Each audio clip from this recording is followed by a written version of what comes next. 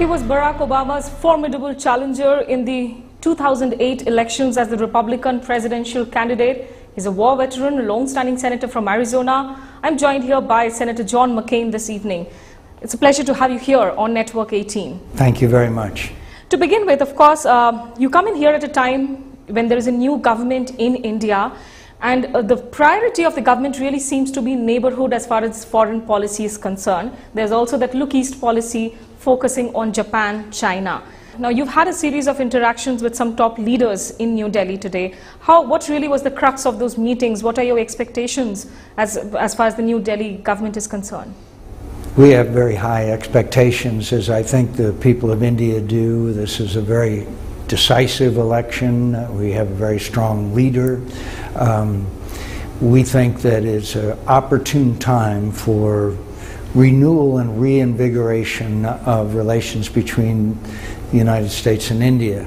We also have been discussing the increasing need for partnership between the United States, India, and Japan, as this part of the world assumes the preeminent position in the entire world because of the economic situation of movement of the economy, the world's economy, to this part of the world. Right. You spoke of renewing the India-US relationship, really. But do you think, the kind of high that we saw in the relationship when President George Bush was there, is that high a thing of the past now? The government's focus seems to be the neighborhood, the neighborhood countries, and also the Look East policy with China, Japan featuring in there more prominently. I understand that there was a high point in George W. Bush's, and there was a nuclear agreement that was sort of the capstone of that. But it isn't so much that we've had bad relations, it's that we haven't had the kind of improvement that we would like to see and more cooperation in a number of areas. So we understand that the Prime Minister's first priority is the domestic situation, getting the economy going again. But I'm very pleased that he's going to come to Washington, D.C. very soon. I believe that he should address a joint session of Congress. He should be given a steak dinner, and that certainly not only recognition of our relationship, but substantive discussions taking place about the future of our relationships and how we can act in more close coordination. Look, the world is a very dangerous and unsettled place today. It requires the leadership of the world's two largest democracies. It's interesting that you suggest that Prime Minister Narendra Modi should address a joint session of the US Congress. But it was your party-led government in 2005 which boycotted him following those Gujarat riots, which put in place a ban on his visas. On hindsight, do you think that there was a case of overreach as far as the US government was concerned? I think that the time now is to put that issue behind us. The people of India have spoken, and as far as I'm concerned, we should treat the Prime Minister with the respect and the authority that the people of India have given him. But is there a thinking that possibly the matter should have been left to the Indian courts to really settle whether he was guilty or not guilty?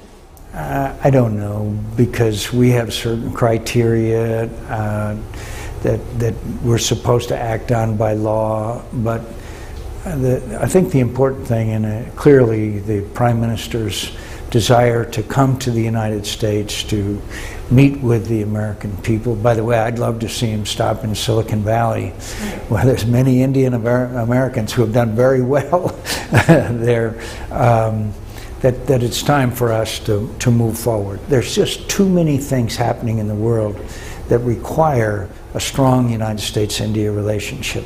So what are your expectations really, and what is your view of Narendra Modi, the Prime Minister? Well, my view particularly is that we can act together. For example, right now there are thousands of citizens of India who literally are at risk in Iraq because of the ISIS situation. A number of Indian citizens are now missing. Right. There's so many areas that we can work together on, but what I'd like to see and this is my personal opinion, I'd like to see us begin to make progress on a free trade agreement between our two countries. I think it would benefit the economies of both of our countries. I'd like to see more and closer military-to-military relationships. I'd like to see us work together, facing the issues sometimes of aggressive nations. There's no doubt that China is acting in a way which is unsettling its neighbors. Right. I think that India, United States, Japan partnership can be a strong force and influence towards peace. Should I interpret it as saying that India could be a possible strategic ally for the US to contain China? I wouldn't put it that way. I think a strong U.S. India-Japan relationship can strengthen our ties with the entire region and work together to reduce tensions in the region. But you spoke of free trade agreements, and also there was that nuclear agreement which was really historic, which was inked between Manmohan Singh and George Bush. But nuclear commerce really hasn't taken off between the two nations. Is that a disappointment, especially to the Republicans? It's been a disappointment, but it's also been a disappointment, the law that was passed concerning liability, because private companies and corporations that would be involved in this nuclear construction are subject to liability that, frankly, they're not going to take that risk and come here. I don't pretend to tell the Indian government what they should do and not do. But I do think it's appropriate for me to tell them that that law has to be changed if we are going to encourage the kind of nuclear reactor development that India needs, given their dependence on foreign energy. But as you said, that it's time to move forward. To move forward, one would perhaps have to forget the incidents of the past, and especially if we were to talk of recent incidents like the arrest of Devyani Khobragade, the Indian diplomat. Do you think that the Obama regime and administration in a way misplayed that card, mishandled the issue? I think the entire issue could have been handled in a much more cooperative fashion. And sometimes these things happen between countries, and it's always regrettable that these kind of, and I understand the outrage of the Indian people. There's a free press here. And so if you had been in power, you would have done things differently. Well, I would have liked to have taken action to prevent the kind of sequence of events that happened. But, it's easy for me in hindsight afterwards to say, well, I would have done it right. These things are unfortunate incidents, and they sometimes hurt the lives of people. The key to it is a strong enough relationship, such as the eavesdropping, that we can overcome those issues for the greater good of our relationship. Right. We're two great countries, two huge countries, and there's bound to be friction of some kind or another from time to time. Well, I'm glad you mentioned eavesdropping, because that was to be my next question. In fact, your trip here to India seems to be overshadowed by those documents which have been put out by the Washington Post suggesting that there was authorization to the NSA to snoop into not just 193 countries, but also in specific BJP, which is in power now. How embarrassing is that? I don't think it's so embarrassing, because we know that these things happen of people, of intelligence collection. It is embarrassing, though, because we are friends, but we know that these things go on. But it seems to me now that BJP is in power, we don't have to do that anymore. We're friends now. We can speak openly and honestly with each other. And again, everybody has their opinion of Mr. Snowden. Right. I think he's a traitor. He betrayed an oath that he took when he began that work, that he would not betray that information. So, but you mentioned that we don't have to do this anymore because the BJP is in power. But was that snooping done then? I don't know. I was not involved. Obviously, being a member of the Senate, I was not involved in it. But I know that all kinds of information gathering goes on, and whether that goes too far or not, right, in my view, is something that we in Congress are supposed to have oversight of. So I will take some responsibility for some of these overstepping, I would say, actions that have angered our friends. Right, because in a recent speech in Carnegie, you did say that the values of human rights, individual liberty, and democratic limits on state power are important foundations for the bilateral relationship. So you do think this is a case of overstepping, which might have begun on issues of counter-terrorism, but now is a clear violation of civil liberties? In the business that we're in with relations with other countries, we do gather intelligence. Now, whether that was an overstepping or not, I can't specifically say, because I don't know what was going on at the time and what the rationale for it was. Right. But I do know that in all of these cases now, one thing we've learned, we need stronger judicial as well as congressional oversight. And did things happen that shouldn't have happened? Yes, things have happened. But for me to point out a specific case and say that shouldn't have happened, I know the effect of it shouldn't have happened because it has hurt our relations with other countries, not just India. Brazil is a perfect In fact, the example. Office of the Director National Intelligence, they released a transparency report just on Friday, stating that in 2013, the government targeted nearly 90,000 individuals and organizations under foreign surveillance under this program.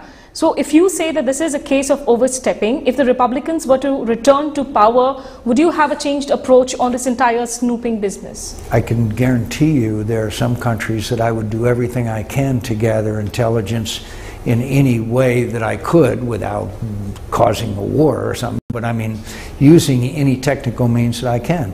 I'd like to know whether Vladimir Putin is going to continue fomenting unrest in Ukraine, whether he intends on annexing further amounts of it. I'd love to know what Bashar Assad's capabilities are doing. There's many dangerous places in the world, and we need to collect all the intelligence and information we possibly can. So to say we're going to stop all eavesdropping, that would be crazy. That would be a betrayal of our obligations to the security of our people. But there will be pick and choose, and hopefully not for friends like India. That's why we need judicial oversight and congressional oversight for these agencies to come to us and Right. say, we want to do the following, and get approval. I think it's pretty clear that in the past they were getting blanket approval without proper scrutiny of the individual acts they were taking.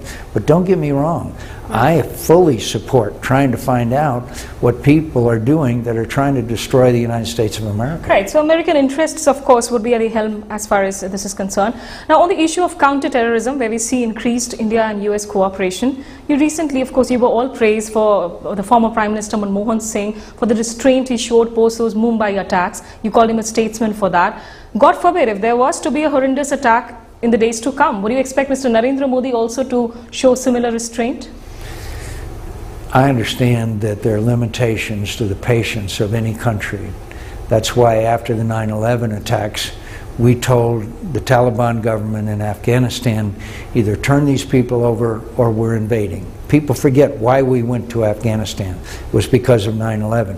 So I cannot tell or even advise or even counsel the government of India to sustain these kinds of attacks and not do anything in retaliation. But I do believe that former Prime Minister Singh was very statesmanlike by not escalating and causing a real huge, what could have escalated into a very serious situation. But as far as these Mumbai attacks are concerned, India considers Hafiz Saeed the mastermind of those attacks. What really does the purpose of an American bounty on Hafiz Saeed serve if he is able to move around freely in Pakistan? Some reports suggest he was recently spotted even very close to the international border in Jaisalmer. What purpose does it really serve to have that bounty?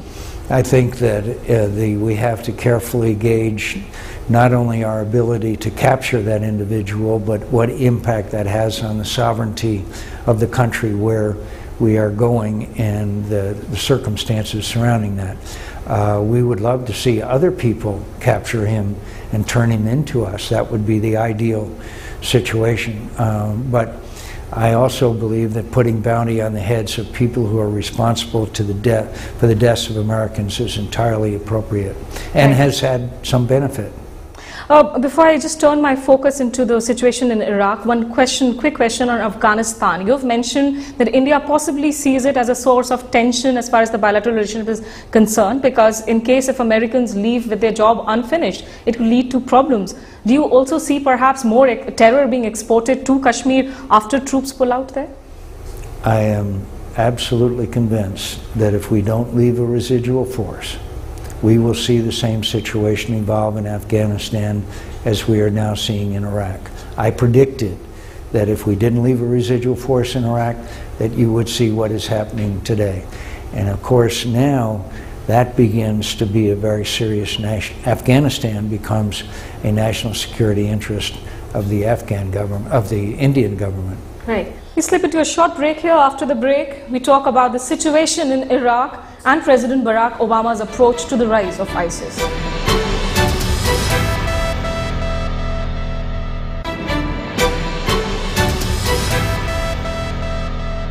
We are in conversation with Senator John McCain. He is, of course, a ranking Republican on the U.S. Senate Armed Services Committee and currently meeting top leaders, including the Prime Minister in India. How do you really view, coming to the Iraq situation, the threat from ISIS or ISIL and this entire renaming into caliphate? How serious a threat is it today? I think that we are left with no good options because of the President's decision, and it was the President's decision, no one else's, not the Iraqis, but his, to withdraw our troops from Iraq. We are now paying the price for that. It's a very serious price, and we still are not acting. We should be conducting airstrikes right now against ISIS in open territory. We are not doing that. So what's happening? Russian airplanes are coming in, and Russian pilots will be conducting strikes. Iranian head of the Revolutionary Guard is coming into Iraq. And while we send 350 or 400 advisors, we are now looking at a caliphate of India, of Iraq and Syria, the richest and largest terrorist base in history, that are not only causing the enormous difficulties in Iraq, but also in Syria. They are moving back and forth in Syria. I met with the Syrian freedom fighters, Free Syrian Army, yesterday. Some of the equipment that ISIS captured in Mosul is now coming back into Syria to kill the Free Syrian Army people. Coming to those meetings, you also had some secret meetings some time back, and in fact there are some pictures that are now being circulated on social websites by ISIS themselves being used as a PR tool, saying that you actually met with the likes of General Idris Muaz Mustafa when you were in Syria, who were supposedly then a part of the Free Syrian Army but are now very much a part of ISIS. How do you make the distinction? They're not part of ISIS. They're not. I mean, General Idris, I know for a fact. They were expelled by FSA not for being moderate, but for being inexperienced. General Idris is a man that I know today. There's nothing wrong with General Idris. He left Bashar Assad and is now still an advisor to the Syrian National Council. I mean, all I can say is your information is totally false. So you wouldn't say that what you call a legitimate opposition in Syria is a part of ISIS in Iraq? Of course not. There's no connection whatsoever. In fact, Bashar Assad is not attacking ISIS. Bashar Assad is attacking the Free Syrian Army. He leaves ISIS alone. Now these Free Syrian Army people, these brave, courageous people who have been fighting and dying for 3 years, are now fighting a two-front war. A two-front war, both from Bashar Assad and from ISIS. These are brave people, and we have abandoned them and not assisted them when we could have won that conflict before 5,000 Hezbollah came in. So please, if anybody is telling you that the Free Syrian Army is part of ISIS, they are lying to you, because it's not true. So and I know them, and I have met them, and I have been in Syria. So you deny all those allegations? One final question. I don't deny it. Absolutely. It's not. You shouldn't be asking the question, because whoever told you that is false. Right. One final question. Sure. As you, of course, talk about aerial strikes in Iraq, does that also not lead to collateral damages? There are Indians who have been abducted in Mosul. There are nurses who are holed up in Tikrit. Couldn't they be used as human shields in the face of a possible attack? Actually, these people, ISIS, are moving from one place to another in large convoys of many vehicles. they could be taken out while they're moving from one place to another. What is happening now in Syria is that the lives of more Indians are at risk right now because of our failure to respond to ISIS. And so the responsibility for more citizens of India going into harm's way is because we have failed to act. Right. Finally, sir, do you see any Indian origin person candidate coming up for the next round of elections in America as a Republican candidate? No. Anytime soon? No, but I think the elections coming up in 2014 will be very interesting, and I'm optimistic that my party can do well. Thank you so much. We wish you all the best, and thank you so much for sparing time to talk to Network 18. You asked very tough questions. Congratulations. Thank you so much. So that was an exclusive conversation with Senator John McCain, senior Republican leader. If you have, thank you so much for watching. From the entire team out here, goodbye.